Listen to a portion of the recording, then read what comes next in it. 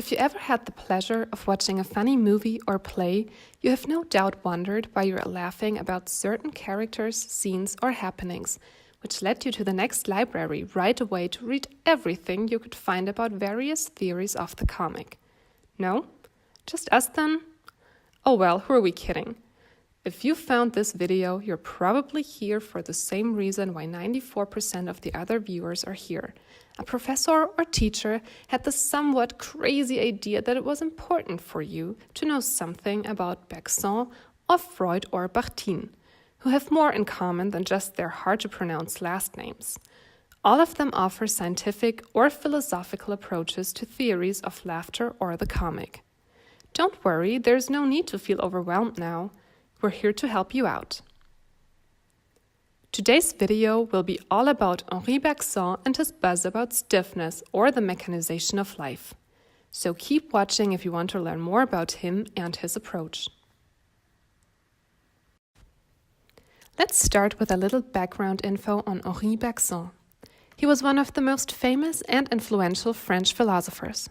His international fame reached amazing heights during his lifetime from 1859 until 1941.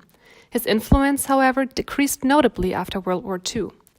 Although well-known philosophers like Sartre acknowledged Bergson's influence on their work, his real comeback was in 1966 when Gilles Deleuze's Bergsonism came out and manifested the idea that Bergson's concept of multiplicity is one of his most important contributions to philosophical thinking.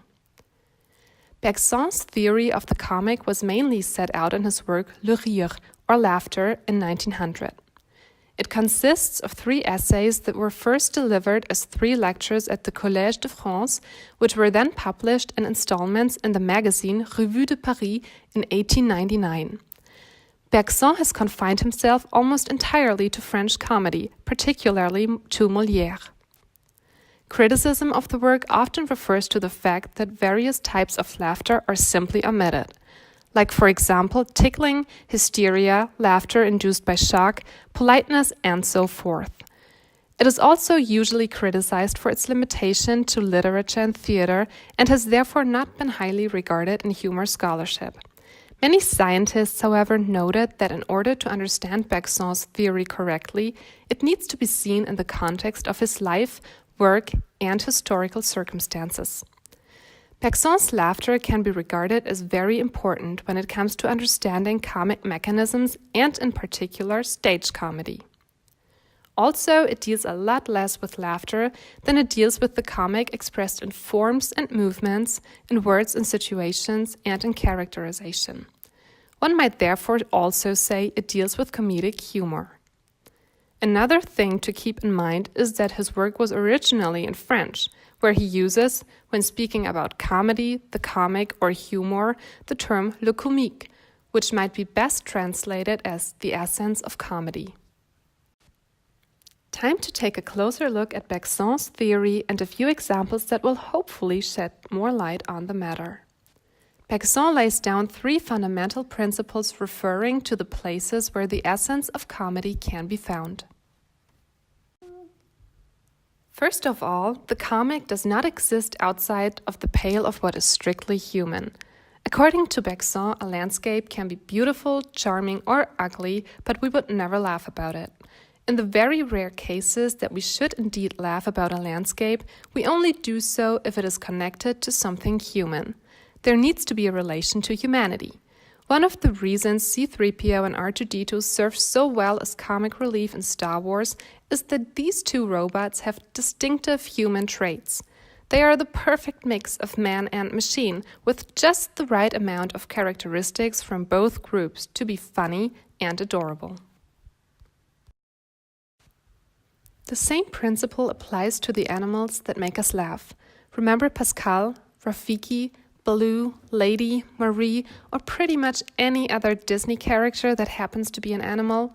Should we find them ridiculous? It's, according to Bergson, because they suggest human characteristics.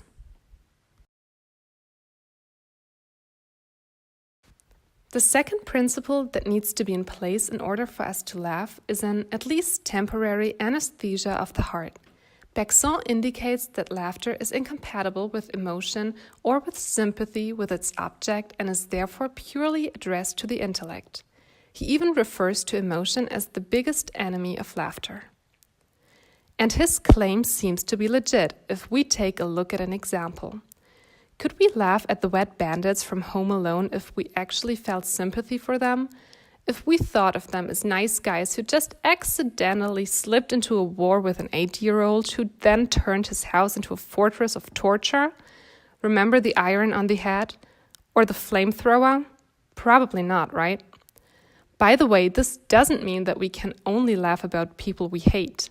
But if we like people or feel sorry about them and want to laugh at them, according to Bergson, we need to suppress these emotions at least for a certain period of time. Last but not least, it is difficult to laugh alone. There is a social meaning in laughter. When we laugh, it's always a collective laughter, the laughter of a group. Beyond the openness of laughter, there seems to be a secret agreement, a conspiracy even with other laughter, be it real or imaginary. Everyone knows it takes more than one to enjoy a joke. We must be part of a group to understand a joke or to enjoy the fun. Think of any parody you have watched and laughed at. Could you have laughed at Spaceballs as much if you hadn't seen Star Wars 1,000 times before? And doesn't the laughter raise to a higher power when you're in a movie theater full of Star Wars fans who enjoy and understand the same jokes you do? Or think of all the movie references in various TV shows you only laugh at when you know the original movie. Who cares if you're the only one who gets the "I know, my precious, and you know nothing, Jon Snow" references? You know that somewhere out there are people who'd know exactly why you're laughing and who would laugh with you.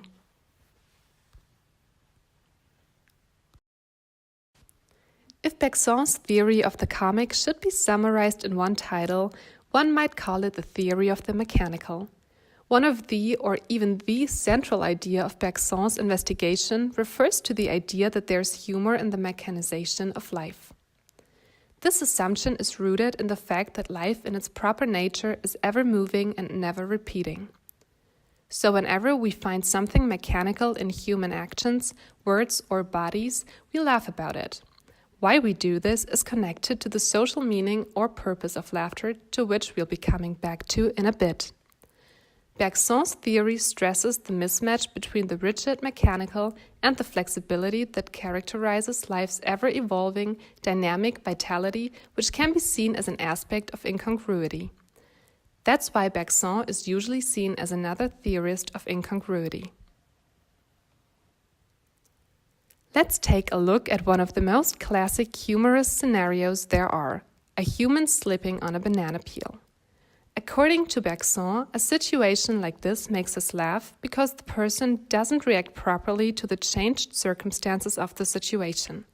The human doesn't behave in harmony with the situation, his attitude is rigid, almost stiff. The fact that it happened randomly makes it even more ridiculous. Bergson often thinks of the mechanical as an actual machine.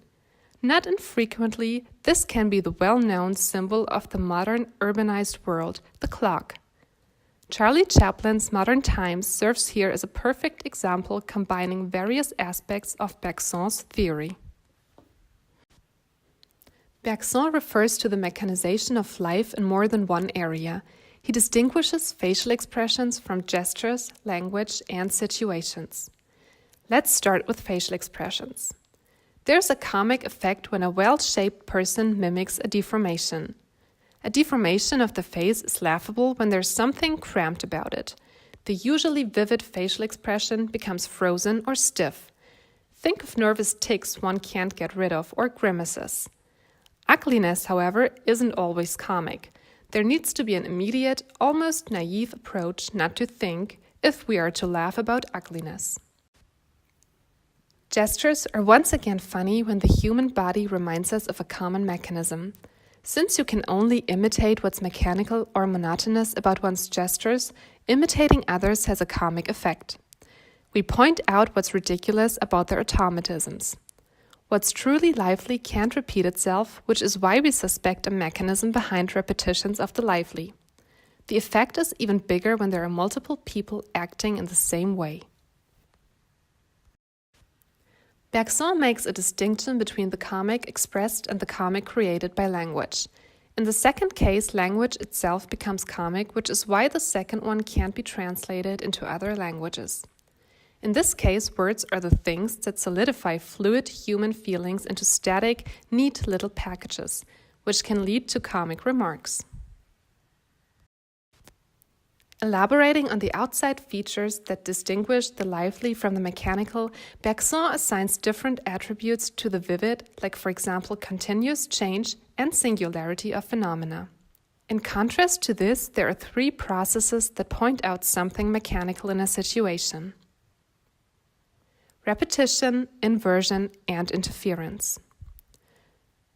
What could be applied to words and individuals can also be applied to situations, which are a combination of circumstances. If a situation recurs several times in its original form, it contrasts with the changing stream of life. When the situation is reversed and the roles are inverted, you obtain a comic scene. Take, for example, the mother who tries to punish her kid and falls in the water in the process.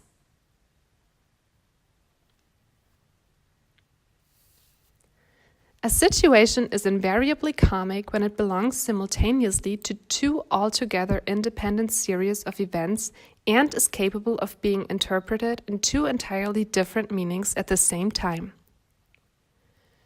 A perfect example is Monty Python's Life of Brian. Brian's life parallels that of Jesus Christ, which leads to amusing situations in where there's a mix-up between him and the Son of God. These scenes have a comic effect because of the tension caused by the coexistence and interplay between the double fact of coincidence and interference. Finally, let's get back to the point why we laugh when something mechanical encrusted upon the living. Since no one likes to be laughed at, comedy in real life and constructed on stage, according to Bergson, has a serious social significance. Acting as a corrective, laughter can bring us more in touch with our humanity. Bergson considers laughter to be a social gesture by which society avenges itself for liberties taken with it. For that reason, it always implies a certain callousness, maybe even a touch of malice. When we imagine a situation in which a person slips in a banana peel, it might be far-fetched to expect from ourselves to laugh at something like that. I mean, come on, we've seen or heard about it 1,000 times. But think about it really happening to somebody you don't feel sorry for, and of course that person doesn't really get hurt. There would be at least a need to laugh. What are the odds for such a scenario? By now, that person should be well aware that one needs to adapt to the new situation when there's a banana peel on one's way. Society is, and it has no problem showing that with a redemptive laughter. This laughter helps the laughers, their targets, and above all, those who can laugh at themselves to restore a free living self when they're trapped in a mechanized life. So next time, that person should better get rid of its stiffness and adapt to the new situation. Don't step on the banana peel. It's that simple. It becomes rather evident here that Bergson has a very French view of the comic. The laughter he's talking about greets witty rather than gentle, sympathetic humor, which is more common in the English comedy. Many of the world's greatest thinkers attempted to tell the meaning of laughter, and although it might be the lightest of human possessions, it seems to be the most difficult to capture for analyzation. Among the many attempts that have been made to explain the problem of the comic, Bergson's laughter is definitely one of the most important ones, even though it is quite obvious that you need more than one theory to approach the complexity of laughter. And here's a study question. Think of repetition, think of the mechanical. Are GIFS a modern manifestation of Bergson's theory? Tell us what you think in the comments below. See you next episode when we talk about Freud's fun with sex and how laughter shows that we're so much better than everyone else.